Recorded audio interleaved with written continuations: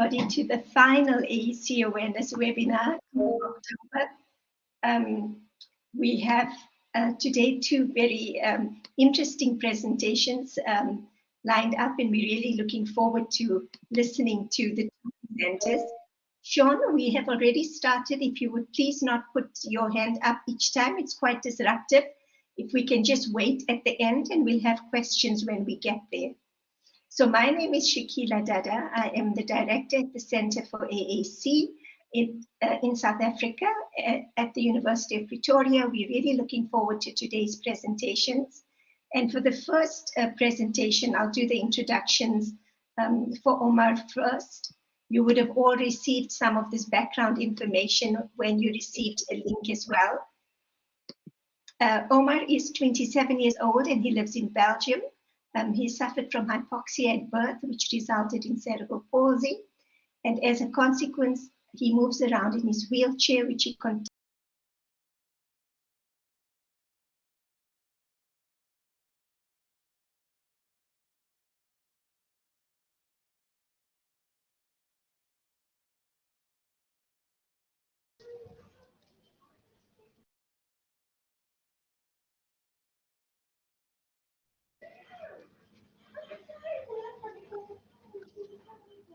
So sorry, Shakila, you are muted. Thank you. Thanks very much. Can you hear me now? Yes, thank you very much. We lost you about 30 seconds ago. You were just telling us about Ömer, sorry. Okay, so I'll just maybe repeat some of it. Ömer today is going to be talking about communication and why it's crucial to everybody. And he's going to specifically talk about his AAC journey and basically, you know, the way he communicates and why it was important for him to increase the speed of his communication. So Ömer, all the way from Belgium and the cold weather, we welcome you today, and we are really, really looking forward to your presentation. Over to you.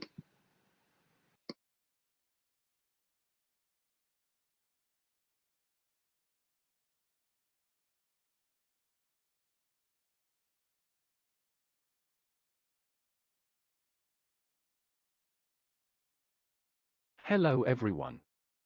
My name is Ömer, and today I have the honor to tell you about my AAC journey. 27 years ago I was born in Belgium.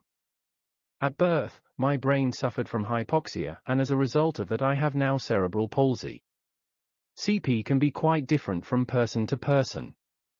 For me specifically, it means that I can move with a powered wheelchair, which I can control with my right foot, and that I can communicate with my eye gaze-enabled AAC device. I have also unintentional movements, mainly in my hands and mouth.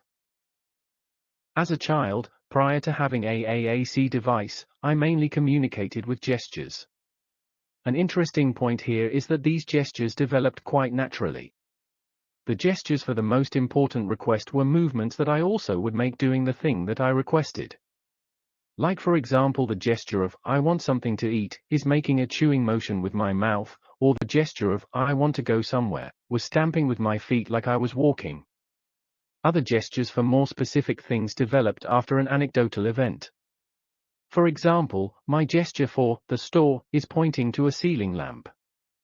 This was because on a given day my parents took me for chandelier shopping, and after that event, which I liked quite much as a child apparently, I pointed to the new bought chandelier to say, "I want to go shopping." Communicating with gestures was fine for expressing basic things, but when I wanted to tell something more abstract, like telling a joke or expressing my opinion on something, they were not sufficient. Still, I would try expressing those more abstract thoughts by mainly pointing at the relevant subject, and my parents would then try to guess what I wanted to say. Sometimes they would understand me, and other times not. This changed slowly when I started going to school. For 18 years I went to a special education school for children with physical disabilities. In addition to the regular lessons, we received also physiotherapy, occupational therapy, and of course speech therapy during the day at school.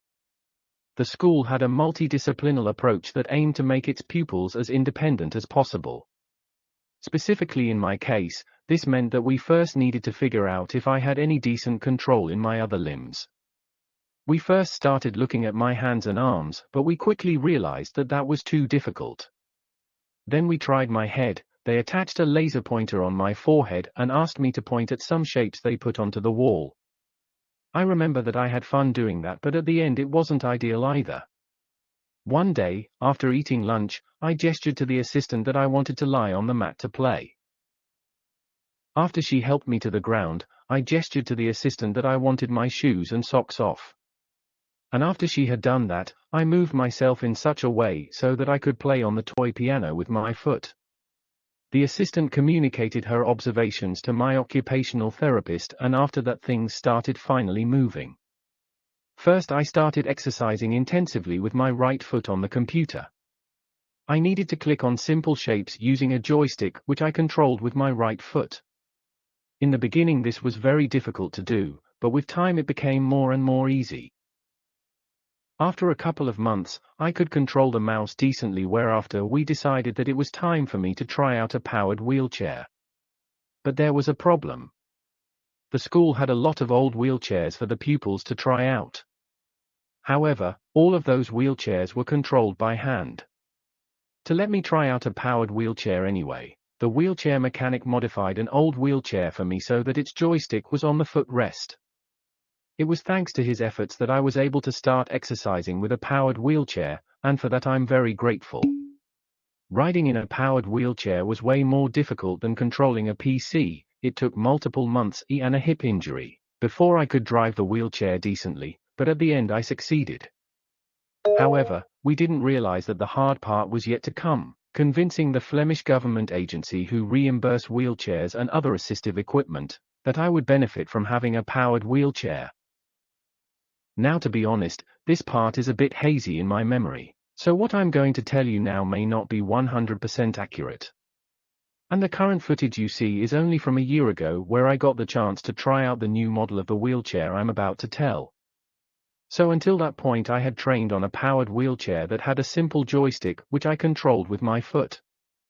But to prove that I indeed was able to drive a wheelchair, someone of the agency that reimburses wheelchairs needed to come and see to confirm it.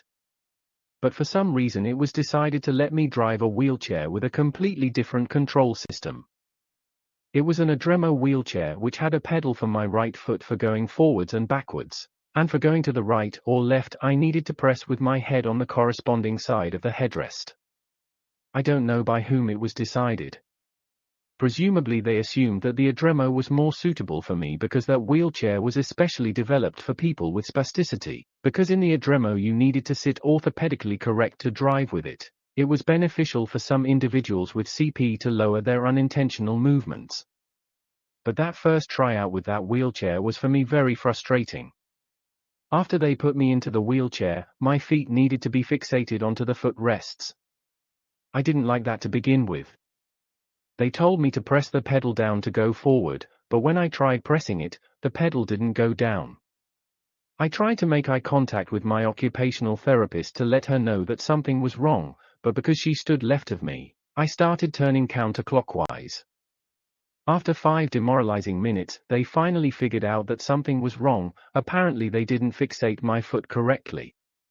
After they fixed that, I finally could move forward.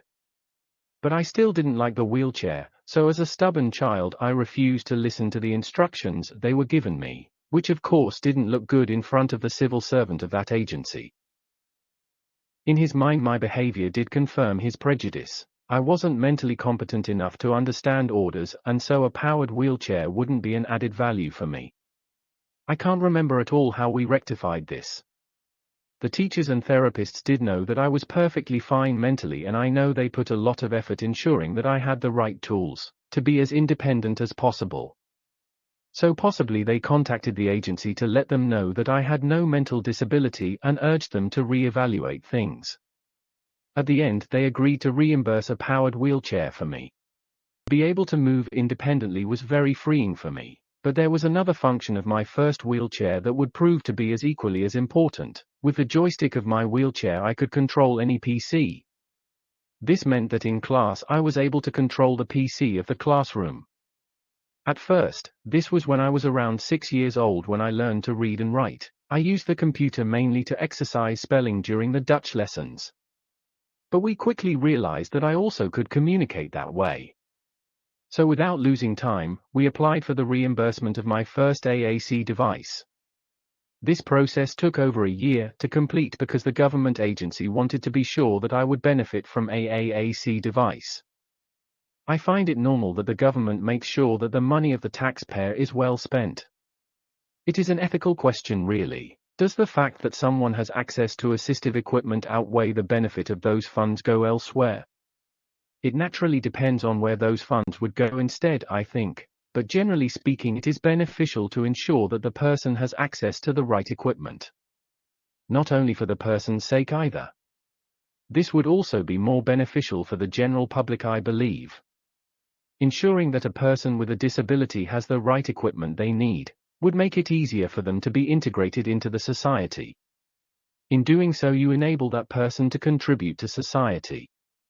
This goes beyond enabling the person to have a job, I believe. Specifically, when we talk about someone having access to an AAC device, this means that the person can express themselves. Communication is crucial for every human being. Without communicating with each other, humans would not be able to live within a society, and humanity would not be able to make progress. To ensure that the individual can contribute to the society in which they live, it is equally crucial that they can communicate with others in the most effective way possible. This will enable the individual to find their own place within society and thus help society move forward. This makes it also very clear what the importance of AAC is. An AAC device enables the person to communicate, which lets them be a part of society. So there's something fundamental about a society that ensures that every individual is able to communicate as effectively as possible. But alas, even in Western European countries this realization isn't present yet. In our northern neighbors the Netherlands, AAC users experience difficulties in acquiring the device they need because they have to rely on the reimbursement of private insurance companies. In Belgium this is a bit easier because the government is the one who reimburses, but you still have to have a good motivation, and a lot of patience. In my case, the government agency was not 100% sure if a high-tech AAC device would be beneficial for me. But thanks to the efforts of the staff of my school, who bugged the agency with reports and letters, the agency was finally convinced to reimburse us. I acquired my first AAC device when I was 10. Before that I communicated mainly with a letter board. We did experiment with a map full of symbols, so in this folder the speech therapists would model thematic pages with AAC symbols. This folder we called my talk book. There were a few general pages with people that were close to me, and a page with things that I possibly would want to say frequently. The problem with this was that I was limited by what others thought I would want to say. Because of that reason I preferred spelling out keywords on a letter board once I learned to read and write. Literacy for an AAC user is very important in my opinion because by spelling out words yourself, you have much more agency in regards of conveying a message. In my experience, when I was communicating with gestures or with symbols in my talk book, I lacked the ability to convey nuance in my message. And this is actually still the case when I say something via gestures to my family. For example, my gesture for, I want to eat something, is grinding my teeth. When I do want to eat something, I first have to get the attention of my mom, and usually I get her attention when she walks by me. This is the case for if my request is not urgent, by the way. If it is urgent I can make noise to get her attention. Wanting to eat a snack is not something urgent, so when I grind my teeth to request a snack, in my head I say, hey, I want to eat something when you have time. But to my mom that nuance is not clear as she interprets it as if I say that I want to eat something right now. This is also the case with symbols because they usually have one singular meaning. I think it is clear why having the ability to add nuance is important in this day and age. This could impact the relation of the sender with the receiver. When I know my mom is very busy and I ask for a snack, it is expected that she gets annoyed. But beyond that, I believe that the inability to convey nuance has the effect of appearing less intelligent than you are to the outside world. This is most of the times rooted in the ignorance of people, of course. This is why I think literacy is a crucial skill to focus on, if possible, of course. I'm been told that learning to read and write as an AAC user can be challenging because the AAC user can't reproduce the sounds of letters and syllables. But I don't remember it being extra challenging for me. I learned to read by hearing the teacher or the speech therapist's read books while I followed. I have fond memories of Wednesday afternoons in elementary school. I had then speech therapy for an hour long, which we spent by reading all kinds of books. And something I still do is letting the PC read aloud an article so that I can follow along. By doing so, I have the feeling that I can understand the article better, compared to me reading it myself. When I was 10 years old, I received my first AAC device, which was the TELUS 3 Plus. It was a Windows tablet that we could mount on my wheelchair. On it we ran Mind Express, a program that is very similar to Android 3, wherein you can make pages with symbols or letters. In the very beginning I used symbols for communicating, but I quickly switched to letters. This was because text-based communication provided much more agency. I still use symbols on a quick sentences page to quickly say things like, "Can you repeat what you said last?" or "What are we eating today?" This quick sentences page I was able to edit myself, to add new sentences that I needed to write more than once during the day, or something that I needed to ask daily. For example, I needed to have an extra safety belt on when I took the school bus home. To encourage independency and more communication, the staff of the school had the mentality to only help when we asked for help. Because we defined independency as, do what you can, ask for help for what you cannot. Meaning knowing when to ask for help, and being assertive enough to ask for help, are equally important for being independent. So for this reason I added a symbol for asking, "Would you put my safety belt on, please?" among others. So like I said before, I mainly communicated by typing, and that was obviously a huge step forward. Before I had my AAC device, other people had to make time, stand next to me and guess what I wanted to say based on my gestures. For the majority of the time this was not a problem. Both my family and the staff of school seemed genuinely interested in what I had to say. But there were times where people had no time or were not at the right mood to sit by me and guess what I had to say. On those moments I could get the question if what I wanted to say was something important. Like everyone else, I sometimes wanted to make a joke or make a trivial comment on something that has happened. Receiving the question if my message was important enough to convey could cause my morale to plummet and ruin my whole day. Besides from improving my independency drastically, was that benefit of having an AAC device that I enjoyed the most. In the beginning, I typed with my foot using the joystick of my wheelchair. I had in Mind Express a letters page, in the beginning without word prediction, which enabled me to type at the rate between 1 and 3 words per minute. After a short while my speech pathologist added word prediction and that boosted my typing rate to about 5 words per minute. It was about this fast. That 5 words per minute rate I held for 8 years, I think because they were of the meaning that I was very proficient, so we weren't looking for new AAC solutions. But as the years went by, I slowly became dissatisfied with my typing rate. This was because I had more things to say about an increasing number of topics as I got older, I believe. I was already constantly trying to improve my typing rate myself by shrinking the window of the AAC software, so that I had to move the mouse shorter distances, and by adding more prediction spaces. Doing these things had but a minor effect on my typing rate. When I was 18, the school gave me the assignment of writing a manual for a 3D printer. They had one. That assignment was the trigger to really begin searching for alternative ways of typing, because writing a whole manual would have been too exhausting to write 5 words per minute. When I looked online for an alternative, I first stumbled upon a piece of software that is called Dasher. Dasher is a very unique and innovative computer program for typing. I really think that certain people could benefit from it.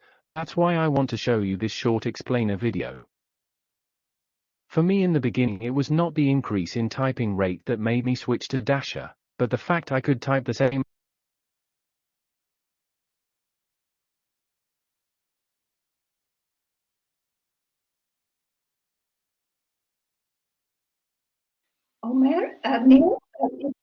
We've lost you there for a minute.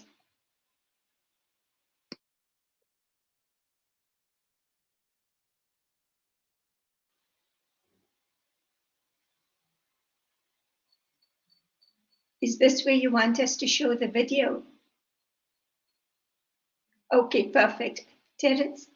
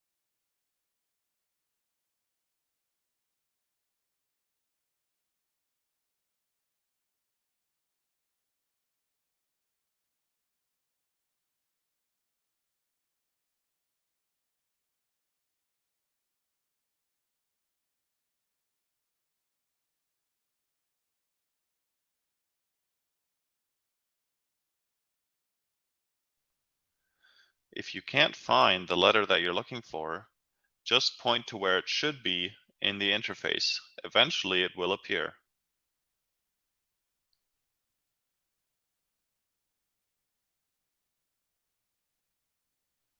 We're about to make a mistake. We point towards the D, but then realize that we want a capital D. So we back up. The D is deleted, and we move towards the capital region of the interface, which is yellow. Now we find the D again. Notice that it is a capital now. After the word dasher, we want an exclamation mark, which is in the green box. As we type the next sentence, I will say the word that I'm looking for before I type it. It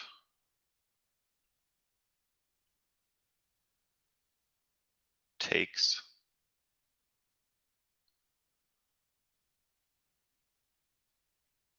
some practice,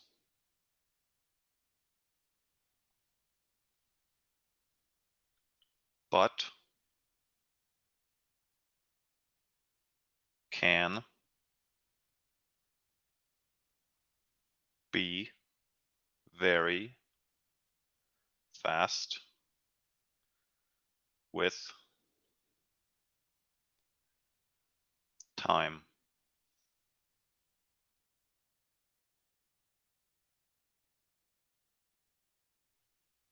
And we're done. As you can see, everything we've typed shows up at the top of the screen. It can now be copied into another application or saved as a file. Thanks for watching.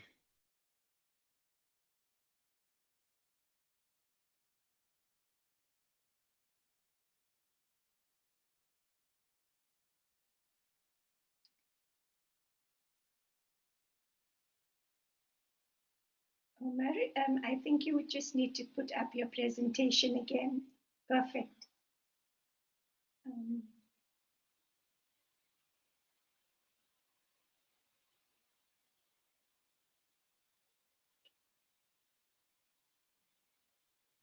Maybe the next slide.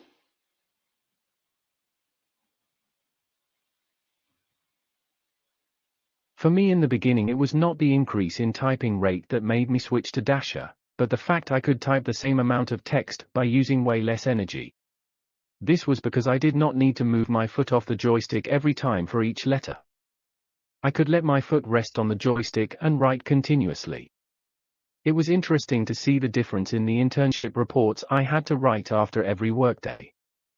Before I used Dasher, I was very brief in my report, 1 or 2 sentences tops. But when I began using Dasher, I started writing whole paragraphs. This had 3 main reasons, I think. First of all, like I said before, it was way less exhausting, meaning I had simply more energy to write more. Besides that, there was the aspect of momentum as well. While writing with Dasher, there was a real feeling of momentum, meaning the software almost stimulates you to write continuously because it keeps going itself. And I had also just fun while using Dasher. Traditional typing became almost like a chore for me because it was so exhausting, which contributed to me being short and concise. But thanks to Dasher I wanted to write, and wanted to use longer sentences while communicating. Prior to Dasher I still found it important that I talked in correct sentences, because I wanted to make clear that I had no mental disability. Dasher made using long sentences easier. But even when I constructed the most advanced sentences using the most sophisticated words, it was no guarantee that that receiver of my message would also understand that they don't needed to talk in a high-pitched slow-motion voice. I find that situation's nothing but funny really. It is interesting to see that such people trust too much in what their eyes are seeing. After 3 odd years of using Dasher, I stumbled upon eye tracking when I was browsing on the internet. It was a video of Toby Dynavox explaining eye tracking. It took a while before I could try eye tracking myself. I waited for a biannual fair about assistive technology and went there to try it. After the first moments already it was very clear that I would benefit hugely from it. I could type much faster and with the fraction of energy that would have cost me normally. Sadly, I still had to wait 2 whole years before I could apply for a new AAC device. This was also partly my own decision, because the AAC devices that were available then were not that much better than my then 5-year-old AAC device. In the meantime, I did bought a quote-unquote consumer-grade eye tracker for my work PC at home. Initially, I didn't expect that to work very well because it wasn't meant for people with unintentional movements, but it actually worked extremely well. It didn't came with specialized software to control the PC, but after a short Google search I found a free program called OptiKey.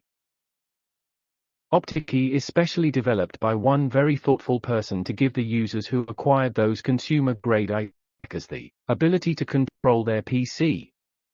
Compared to software developed by Toby Dynavox or others who have funding to spend on R&D, it is less intuitive to use of course, but in terms of functionality it is definitely a solid alternative.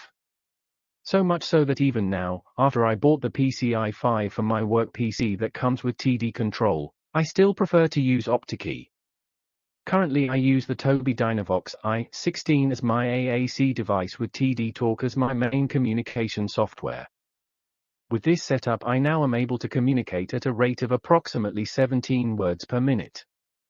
This is of course a huge improvement if you know I started with 3 words per minute. But if you compare it to a casual conversation between 2 average people, it is still approximately 9 times slower, meaning that I have 9 times less the opportunity to express my thoughts.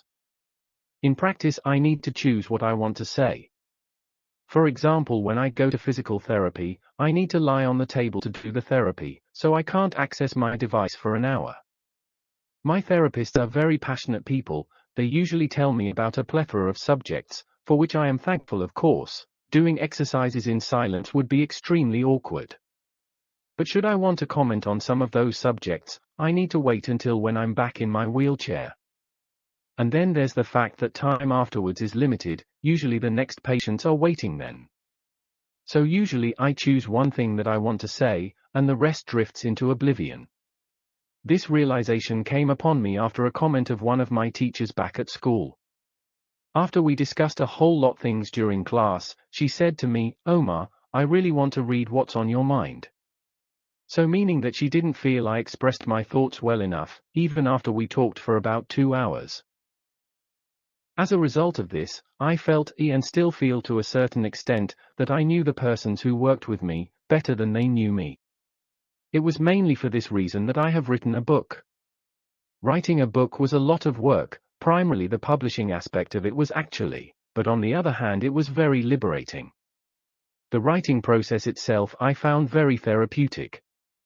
I finally could tell anything I wanted to. Sometimes these were topics that were not important enough to tell, and sometimes these were very important and complex for which I would need a lot of time to tell. The book itself is a fictional story, but it is heavily based upon my own thoughts and experiences as a Muslim with a physical disability. It is not available in English yet. I do hope at some point in the future I will have the time to translate it. And on that note, we are arrived at the end of my presentation. I want to thank you all very much for listening.